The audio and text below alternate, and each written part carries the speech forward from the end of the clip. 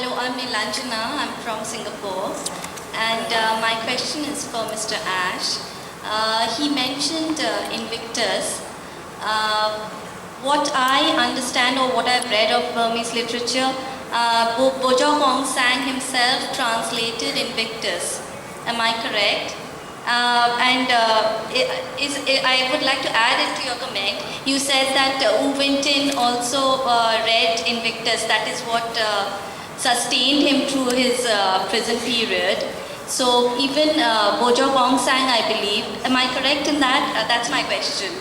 That's the only English poem which he had translated, Invictus.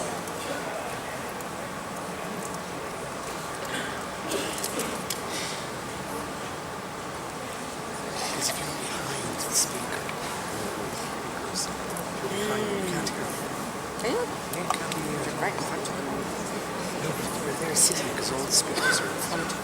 Oh, I see. They can't hear. Good afternoon, Mr. Ash and panel. My name is Cassandra Lauren. I'm from Sri Lanka. My question is to both of you, because I come from an extremely totalitarian state. We have our own neat little Orwellian regime right now in place with the four brothers in power and lots of Rule Model 1s all over the country, and people are disappearing on a daily basis. My question is, given the nature of human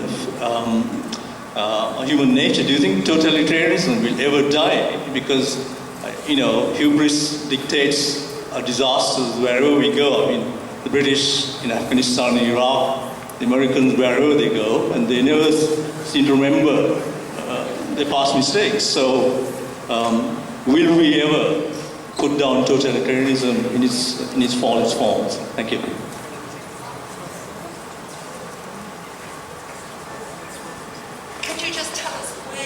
Could you just tell us where you come from? Sri Lanka. Where do you come from? I'm from Sri Lanka.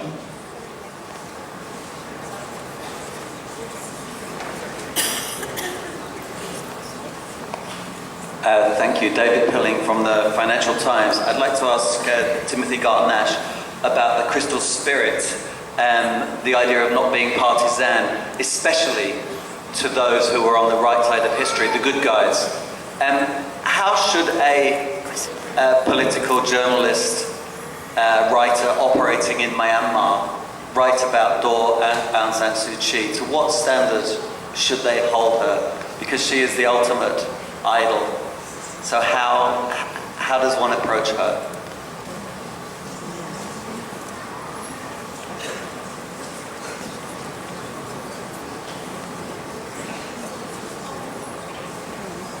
Hello, my name is Justin Watkins. I teach Burmese at the School of Oriental and African Studies, which is the other university that Daw Aung San Suu Kyi attended in the UK. It's not often mentioned.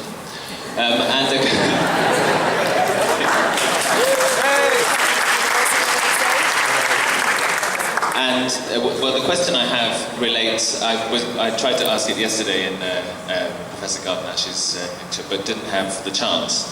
And it relates to the distinction in English between Burmese and Myanmar, which I think is an interesting, and in the context of your talk today, it relates to very much to the new light of Myanmar, and in some ways, since the adaptation of expressions law in 1989, which invited the English language speaking world to refer to this country as Myanmar instead of Burma.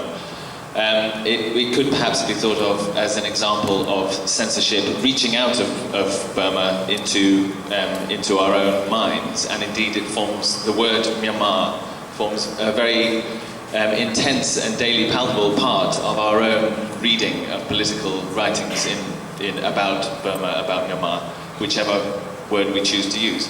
And so I would just like to know your thoughts, both Pinyin and Timothy Garton-Ash, about the Burma-Myanmar distinction in English.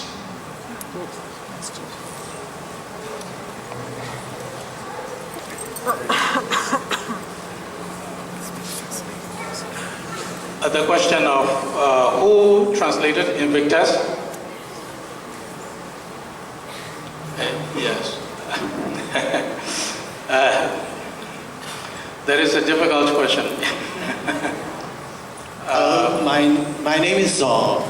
I just want to share my feelings of about Orwell's two books, Animal Farms and 1984. I was a former political prisoner, living 10 years behind bars, and I got a chance to study at American Center in 2004 after my release. And I studied Animal Farms and 1984, and I also have a chance to watch the movie of 1984. CRP mentioned that the Animal Farms was published, translated by the Kim Ba-dong and published in our parliamentary era, which might be a tool for communist, anti-communist propaganda, because at the time our country's politics, communism is very popular. So I have never read this Burmese translation. So in short, in my study in American Center, and because of my experience behind books, these two books is absolutely matched with the situations in Myanmar and the military region. Thank you. Thank you.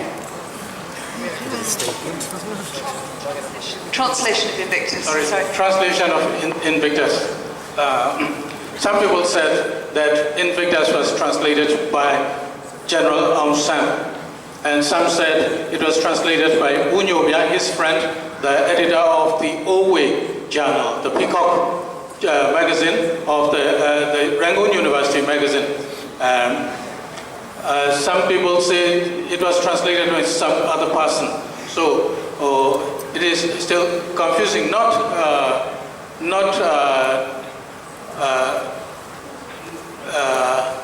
determined yet.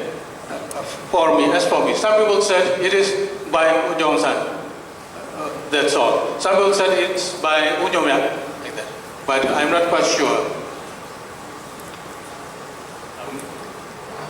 Now, 7 minutes until Desert Island books. And so I will be extremely brief. To the question, will totalitarianism ever die? My answer is North Korea still exists, but even North Korea is finding it difficult. I think there are certain circumstances about the modern world, notably the globalization of information and communications and the internet, which make it more difficult. I don't say impossible, but very much more difficult to sustain a truly Orwellian regime. And I think dangers lie elsewhere, for example, in models capitalism, which don't look quite as nasty at first glance. Burma, Myanmar, this is something I'd really like your guidance on, because I think we're struggling with it at the moment, all of us. And my answer is very simple. I think we should be guided by you. You tell us how you think this country should be called, and if the general consensus is it should now be Myanmar, in the way that Bombay has become Mumbai, then that's going to be absolutely fine. But in the meantime, you're right, it does have these somewhat negative connotations of New Light of Myanmar, and since Daw Suu herself very often talks about Burma, and all the campaigns have been about Burma, Burma has this positive connotation. But nonetheless, if you'd like us to call it Myanmar and Yangon, that's exactly what we'll do. Finally, the killer Orwellian question from the FT, which is absolutely spot on. And this is a real dilemma for people who followed such stories for a long time. I'll give you a personal example. I was really quite close friends with Václav Havel.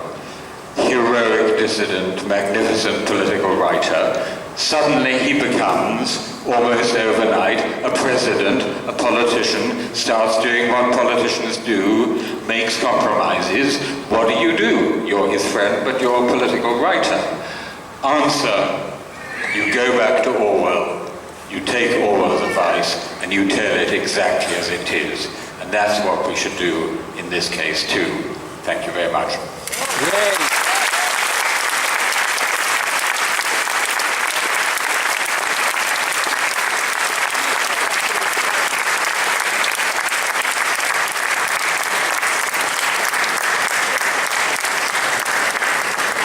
I'd just like to say two things. We are giving away Orwell books on the book store, but you have to go and raffle, but we spent a lot of money bringing them. There may be many other books we should bring. And secondly, there is going to be a new addition to the programme in the Ruby Room at 3 o'clock. And thirdly, I'd like to thank you very much for being a hugely stimulating audience. Actually, I'd also like to thank two great polymaths of wisdom who talked, I think, in a way that has really helped us all. And the struggle for clean language is up there with the struggle for clean water, I think. And thank you very much, and thank you.